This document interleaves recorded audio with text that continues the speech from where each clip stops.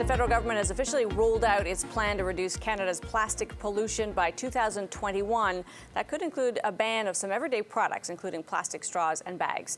McKenna is Minister of Environment and Climate Change. Thanks for being here. Great to be here. So in terms of the single-use plastic ban, how long before we actually see kind of the nitty-gritty, an actual bill that details what this looks like? Well, first of all, I think plastics is actually a great innovation. The problem we have is too much plastic pollution. And I think Canadians across the board, I hear from them every day. They're like, gosh, they're seeing images of whales filled up with plastic pollution. So we can do a lot better, and we can keep the value of plastics in our economy.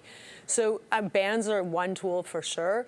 When you think about the ubiquitous plastic straw, if you go into many coffee shops now, they don't offer you a plastic straw. They might have an alternative like a paper straw. So we can innovate and create alternatives. The ban will be based on science, but if you look at other places like European Union, also aiming for 2021, they're moving forward. And I think we all know we can do a lot better. I would say we didn't get out of the Stone Age because we ran out of stones. We got smarter, and businesses across the board are innovating, creating new products. So it's a 42,000 jobs opportunity too to tackle plastic pollution. Deloitte did the analysis for us. Also reduces carbon pollution. As we reproduce these plastics that we throw out, and we can keep them in our economy. How do we get to that 42,000 number? I was curious about the job creation component of this, because there will be fears about job losses for sure. How do we create jobs here? So 42,000 is based on if you set a target like the European Union of keeping 95% of the plastics in terms of recycling in your economy. It's just even if you think about recycling facilities, that we could do a lot better. Right now, we're recycling 9%. So everyone goes home diligently putting their plastics in their blue bin here in Ontario, and we're not recycling. So we could do a lot better. And the other part of our announcement maybe doesn't get as much flashy attention, but it's about holding producers' responsibility for the full costs of the plastics recycling, and really making sure that the recycling rates, that we're actually hitting recycling rates, because too few plastics being recycled. And we worked with business. I had a task force that included industry players, including the chemical industry, but including folks in the recycling industry, businesses who are innovating, representatives from municipalities, because everyone wants to tackle this. How do we do better on recycling? Because it's been shocking, and this is not in some ways not a news story. We know that even though we go through the motions, a lot of what we put in those separate bins winds up in landfill. How do we fix that in a way that's actually meaningful and urgent?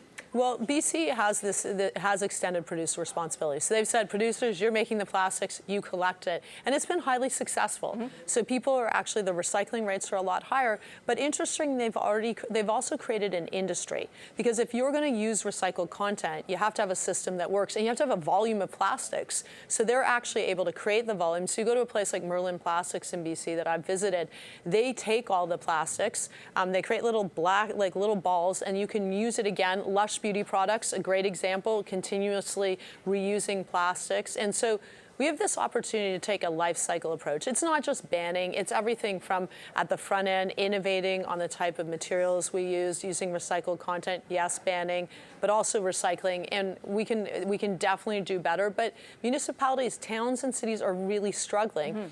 So they need the businesses that produce the plastics to step up. We've heard a really short reply from the Canadian Federation of Independent Business. Short because, of course, there's a lot that's not known about what will be banned and what it look like. How much consultation can you do to all those? Because right now, if you run a small business that you single wrap a sandwich, you're worried that you're going to have to come up with some expensive innovation. So, the goal for bans, and we should be very clear about it, it'll be based on the science, but also, is there a good, affordable alternative?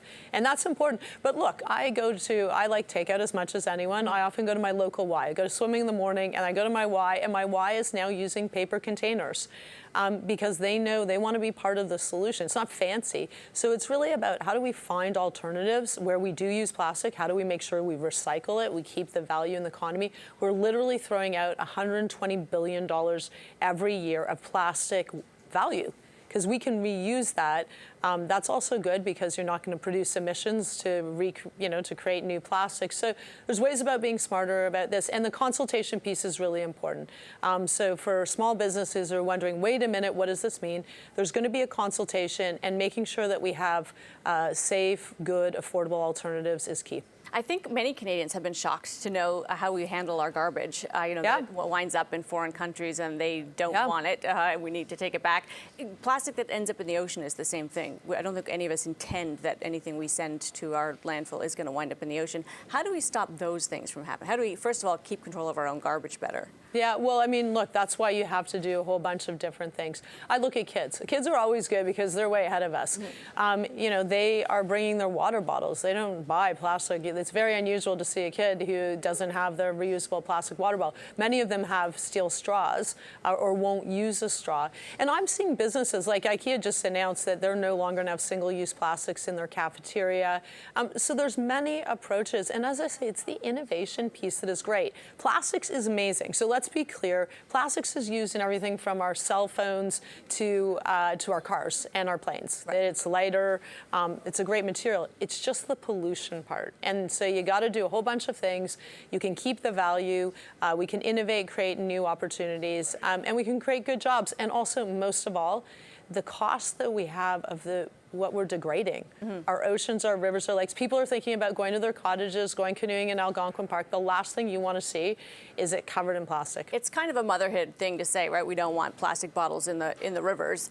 When do we get a bill? When do we actually get hard details around what businesses need to do, what will happen if they don't? Well, so we're immediately doing a review of the science. We already know there's lots of science out there. We want to work as soon as possible. Of course, hearing from different players, whether it's industry or environmentalists and Canadians, about their views and looking at where are there good alternatives? Where is it too hard to collect? Imagine if you tried to collect every plastic straw. Right. Because you didn't want, it would be almost impossible. So we need to look at alternatives there. But there's always going to be exceptions because I hear often, well, wait a minute, I need to use a plastic straw because there's an accessibility issue. So we need to be thoughtful about how we do this. But Europe is moving forward. You have cities doing bans. You have businesses, charging for plastic bags. There's many ways that we can do a lot better. We are very close to a federal decision on TMX. Just square that for me in terms of where that might go and your portfolio. You're thinking around, how we proceed with that, if we proceed with that, and some of our commitments on climate change. Well, I'm very involved with this because we need to make sure that we are protecting species at risk, southern resident killer whale. We need to be doing the proper consultation and accommodation with Indigenous peoples. Of course, I care about climate change, how this fits in with our climate plan. And no decision's been made because we've said it'll only go forward if we do it in the right way. But this fits in a number of ways. One, there's a lot of attention, probably with your viewers, on Bill C-69. So this is legislation to improve the way we do environmental assessments. TMX is an example of how the previous system failed. The previous system did not bring folks together at the beginning. It didn't create a process that had the trust of the public, and it ended up having us in court. That is not where we want to be. So we're rebuilding environmental assessments. So decisions are made on science. You're doing proper engagement with Indigenous peoples, but at the same time, making sure that reviews are done in a timely way with transparency, that you're working with provinces, that you're providing the permit lists and information to businesses so we can get a much better system, one thing.